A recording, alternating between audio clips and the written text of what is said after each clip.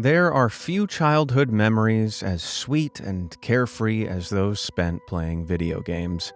But while nostalgia often stops us feeling anything but joy for these memories, as we get older, gamers occasionally start to notice things about games we grew up with that either don't make sense or raise some very uneasy questions indeed. From truly awful Pokemon lore to Minecraft monstrosities, here are some creepy video game theories to ruin your childhood.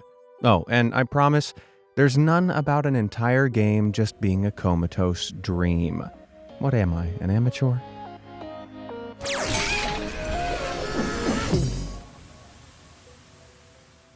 Despite all my rage, Sonic the Hedgehog has been running, spin dashing, and inspiring horrifically unsafe for work fan art since 1991. But what if I told you the blue blur may not be as free as he appears? Let's consider Sonic's home for a minute.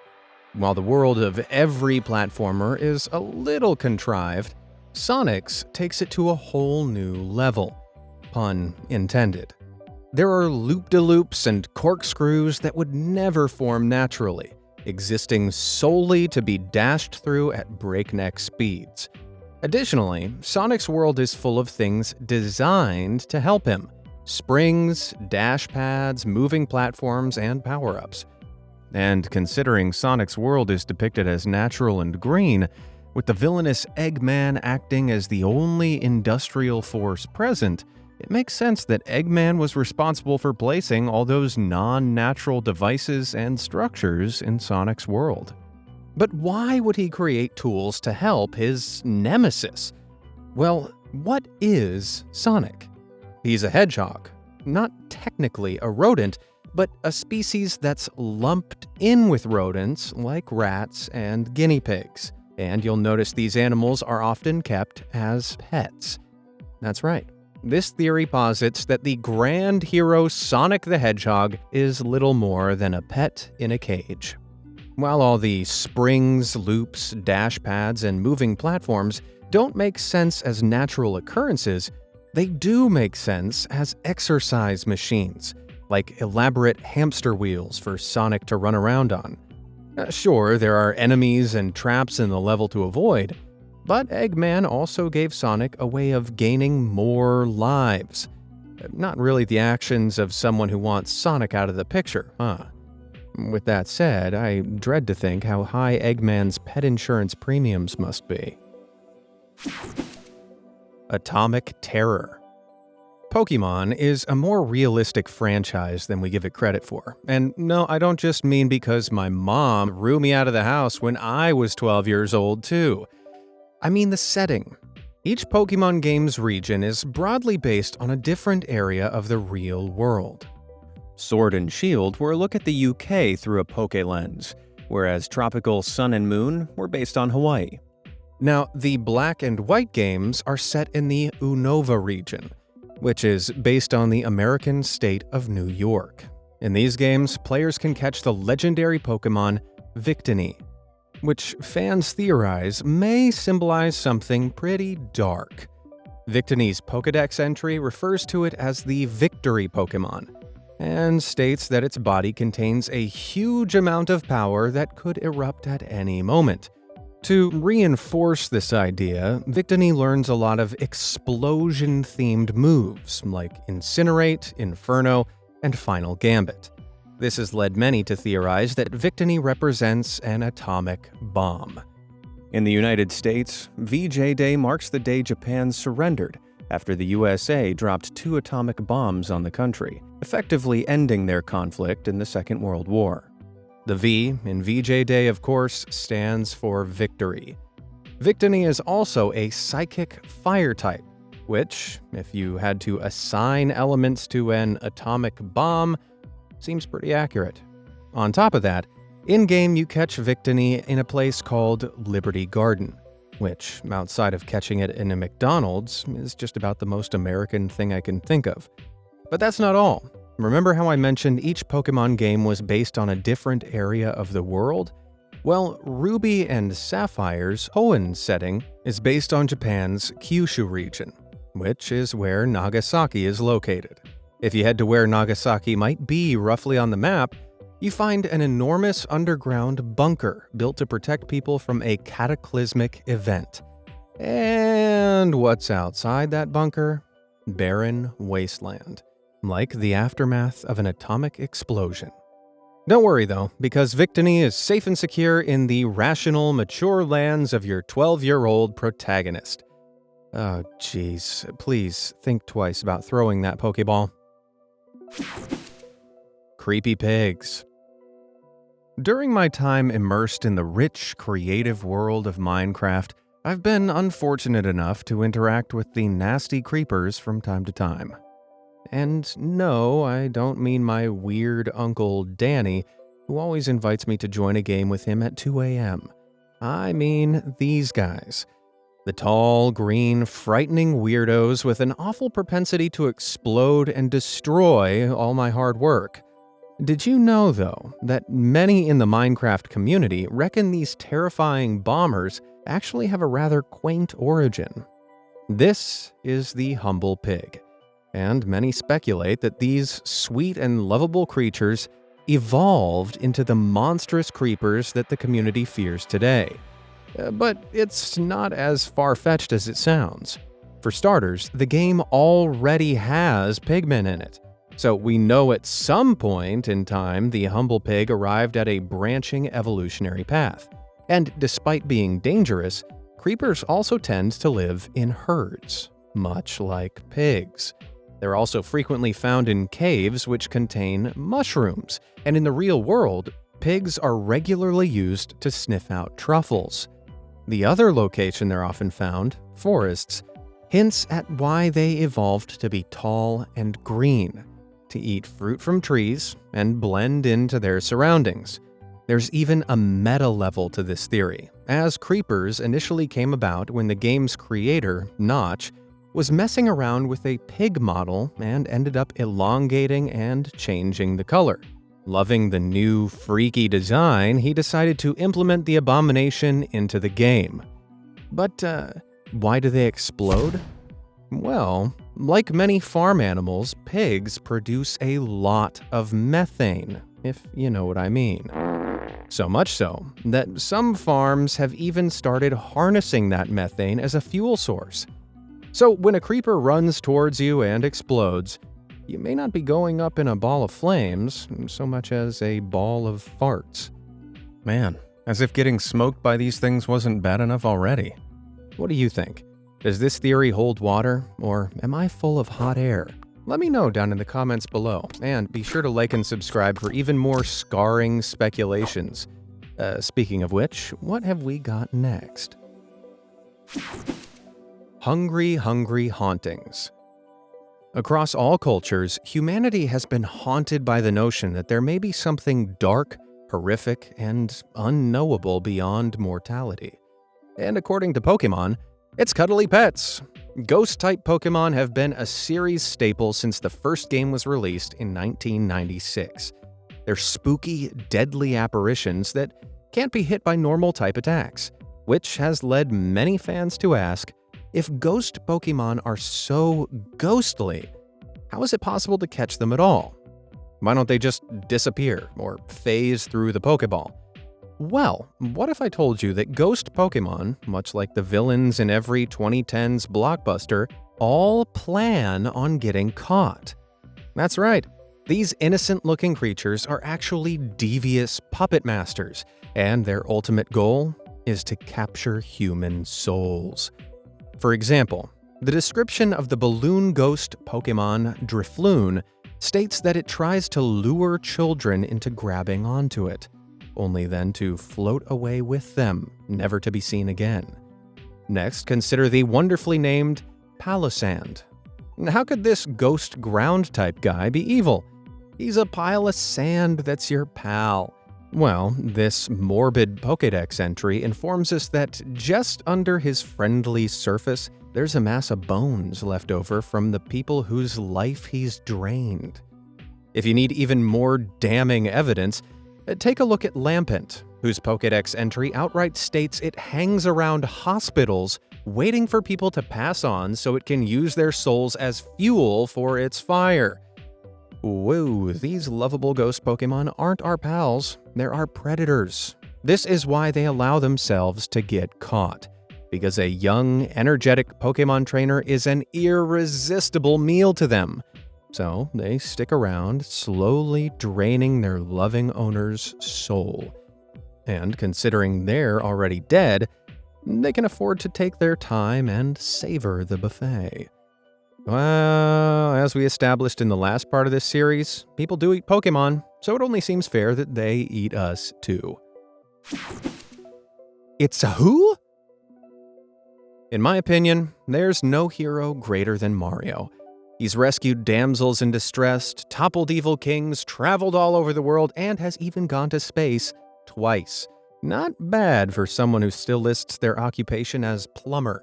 Of course, with all that publicity, the Big M is bound to attract some fans, and that's what this next theory is built on. This is Wario, the brute who somehow has landed himself the starring role in 2 Nintendo franchises. He first appeared in the Game Boy Advance title Mario Land 2 way back in 1992, acting as that game's primary antagonist. Since then, he's popped up in countless spin-offs, assuming the role of Mario's enemy. However, when you look at things a little more closely, it doesn't really look like Wario hates Mario. It looks like he's obsessed with him. Now, let's examine the evidence. For a start, Wario is the exact same name as Mario, just with the M flipped around. Now, when it comes to the clothes, Mario and Luigi are both plumbers and brothers, explaining their similar outfits. Well, they do say the greatest form of flattery is imitation. And remember, Mario is a celebrity in the Mushroom Kingdom. He even gets his own parade in the Odyssey game. It's a safe bet Wario knew Mario long before the two actually met. And speaking of, this is Wario's house in his first appearance. Notice the giant, creepy Mario statue in the back? Wario isn't an arch nemesis, rival, or a member of the gang. He's an obsessed fan who dresses up like Mario and stalks him. Considering one of the defining characteristics Wario's famous for is unstoppable greed, there's a chance his Mario emulation is more an attempt to cash in on the Big M's popularity than an authentic obsession. I'm not sure if that makes him more or less of a villain. Give Freddy a hand. Five Nights at Freddy's is a survival horror game series that, while rated as suitable for those 12 and up, is incredibly popular with kids as young as 6. You play as a protagonist that's being hunted down by what are basically less creepy versions of the old animatronics from Chuck E. Cheese. Horror-wise, the games forego blood and gore, opting for more innocent, albeit scary, shocks and jump scares. Spanning 8 main games, numerous spin-offs, and even several books, the series contains more twists and turns than a bowl of spaghetti. But with that said, there's something that's been bothering the community since its first entry. Who left this handprint on Freddy? If you look closely at Freddy's character model, you can clearly see the imprint of a palm on his face. This has led the community to speculate on who left it there and why. Some fans claim this is evidence that Freddy is behind the infamous bite of 1987, an important incident in the canon where an animatronic critically injured a child after biting them. Which animatronic, however, has been a topic of speculation for years. Someone trying to get away from Freddy may have hit his face hard enough to leave the mark, but the handprint looks too large to have been left by a child. However, another interesting theory suggests that the print was left by none other than Freddy himself. You see, animatronics are mixed and matched all the time, resulting in freaky creations like Mangle, an amalgamation of different animatronics. It's also understood that the animatronics are hollow on the inside, like empty suits with minds of their own. The size and positioning of the handprint makes most sense not as someone trying to push Freddy away, but trying to get the head off. This theory follows that at some point, an unfortunate victim was inside a suit featuring a Freddy head that terrifyingly turned against them. The panicked occupant then frantically tried to pry the head off, but soon met with a grim fate. So much for no gore. While we don't know who Freddy's victim was, considering the scale of this franchise, it's only a matter of time before they get their own spin-off book trilogy. Bad tingles. If you've ever played a Legend of Zelda game, you've likely come across this guy, Tingle. First introduced in Majora's Mask, Tingle has popped up all across the series' convoluted timeline. The recurring character is recognizable by his skin-tight green leotard, short stature, and intense desire to become a fairy. However, this goal becomes altogether less wholesome when you learn he's 35 years old. This next theory deals with the Wind Waker's Tingle specifically, but don't let the game's colorful art fool you. This Tingle is actually the worst. When protagonist Link first meets him, he's been imprisoned in Windfall Island's jail, which isn't a great start. After freeing him, he can be found on his very own island, which features a mysterious tower. At the top, you meet 3 men dressed like him, 2 of which are turning an enormous wheel. Here, Tingle helps you map out the ocean and even aids in your quest to assemble the all-powerful Triforce. Despite his helpful nature, however, there's definitely something sinister going on. For starters, Tingle claims he was locked up just for looking weird. But considering there's someone who looks like this on Windfall, I'm not buying it. Secondly, the men turning the wheel are definitely there against their will, right? They seem hesitant whenever you talk to them, and without a boat, they have no way of escaping. But just what is it they're doing? Well, throughout the Wind Waker, you can find various islands that house great fairies. These powerful fairies can upgrade Link's capabilities, but are hard to get to. This is because great fairies are found beneath their islands. Link must use a bomb or strength bracelets to remove boulders to access them. Now, looking at Tingle's island, it looks like a fairy island, right? This has led some to speculate that Tingle's captors are turning a giant drill that's boring into a fairy's domain. It makes sense. After all, Tingle's ultimate goal is to become a fairy. Additionally, Tingle spends most of his time mapping the ocean. Could it be he's looking for more fairy islands? Either way, I don't want to think about what Tingle will do with that great fairy once he gets to it. Enslave it? Eat it? Who knows? Oh, and for some reason, Nintendo also gave this creep his own game. Please, Nintendo, stop rewarding your creepiest characters. Rotten Peach. Peach and Mario really are the Ross and Rachel of the video game world. One game, they appear to be an item, in the next, they're just friends. But if this next theory is true, their relationship is way more complicated than we ever thought. In the much-loved Super Mario Galaxy, Mario embarks on a planet-hopping adventure across the universe. During his journey, he's aided by the mysterious Rosalina. She runs a space station where she raises Lumas, these cute little star babies who eventually grow up to become planets and meteors. This kinda places her between a nanny and God, I guess? Now, over the course of the game, Mario can learn about Rosalina's history through a sweet and colorful storybook.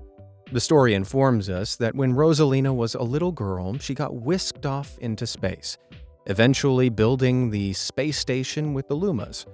The story takes a sad turn, however, when Rosalina cries and tells the Lumas her mom is asleep under the big tree back home. Tragic as it is, does something about this picture look familiar? What about this one? Yeah, it's pretty hard to deny Rosalina's mom looks just like Peach. And now that thought's in your brain, don't the two look kinda similar? They're both blonde, their facial features match, and they have the same little hair flicks. and both can even float. Of course, this would all mean that Peach is dead. But how can that be if they're both alive and well in the same game? Well, hold on to your butts, because at the end of Mario Galaxy, spoiler alert, the universe ends when a super black hole destroys everything. Rosalina appears and tells Mario that the universe is about to reboot. Some things will remain the same, while others will be different. If this isn't the first time this has happened, then it makes sense Rosalina might be from a version of the universe where Peach has passed away. Friendly reminder that this is a Mario game. How are Bowser and Mario not constantly talking about the time the universe ended and rebooted? Is tennis seriously more interesting? Take it all, Pac. Though Pac-Man is well past its heyday now, the popularity of the game can't be understated. It was America's highest-grossing arcade game back in 1981, and by 1982, it had some 30 million active players. Thing is, though, despite its popularity, no one has ever really been sure what Pac-Man is. You play as a little yellow thing, eating smaller yellow things in an endless maze-type place, occasionally also eating cherries, strawberries, bells, keys, and starships, all while being pursued by ghosts. Over the decades, fans have tried to piece together exactly what's going on in the game, and no explanation is pretty.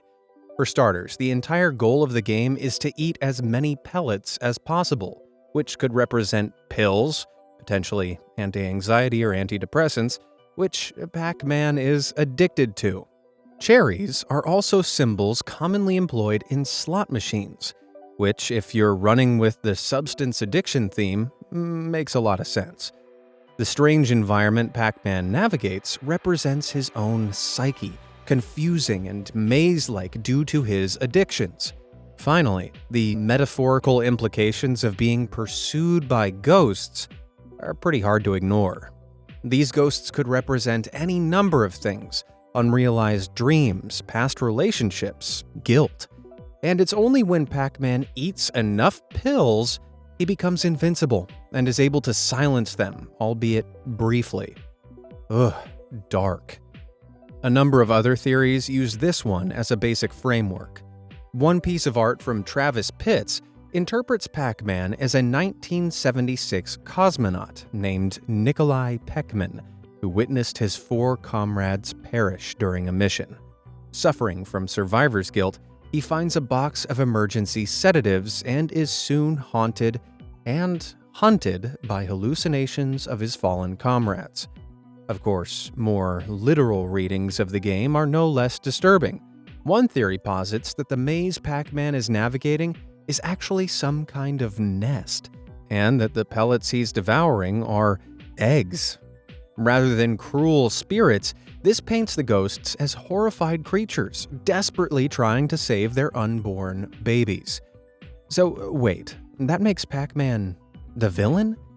Either way, I think the lesson here is if you see a cute, round, single-color creature heading your way, grab your baby and run. Splatocalypse now. In Splatoon, players take control of Inklings, human squid hybrid delinquents who splatter the streets with their high-velocity ink guns. The winning team is the one that coats the greatest area of the map in their color. The game was a unique spin on the genre, which many viewed as a less violent alternative to other shooters like Call of Duty. But they were dead wrong. In the first Splatoon, you discover the fossilized remains of a human skeleton reaching out for a disc, and some familiar-looking consoles. This seemingly confirms that the fun, colorful world of Splatoon actually takes place on Earth, long after an apocalyptic event has wiped out all the humans. But what exactly happened to us? Well, the answer may be found in the game's environment. You see, in Splatoon, the characters are limited to small islands with high elevation. Additionally, a peculiar aspect of the Inklings is that they die when they come into contact with seawater. Pretty odd considering they're part squid, right? And both of these anomalies point towards one conclusion: climate change. As greenhouse gases prevented heat from escaping the Earth's atmosphere, the ice caps began to melt, and sea levels started to rise.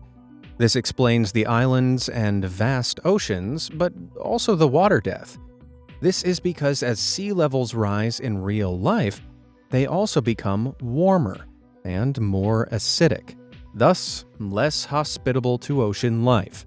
This means the Inklings were forced to evolve to escape their former home, something that's even depicted in this piece of in-game artwork with a truly Animorphs-level midstage in the center there. So next time you're having a blast painting the town red, remember that just under the water, there's a mountain of human bones. Good thing complete environmental devastation rendering the planet inhospitable for human life is just a plot point in a video game, right? Pokey love and Pokey marriage. Sincere apologies to the Pokemon community. This video's been pretty rough on you so far, what with all the nuclear explosions and evil ghosts ruining everything. Well, tune out now if you don't want it to get way worse, because I'm about to ask the big question. Why do some Pokemon wear clothes? I mean, they're wild creatures, right? Yet certain Pokemon like Jinx, Machoke, Hitmonchan, and many others just turn up in the wild, fully clothed. And once you noticed that, it becomes disturbingly hard not to imagine what they'd look like without them. Honestly, I think I prefer Jinx in full drag.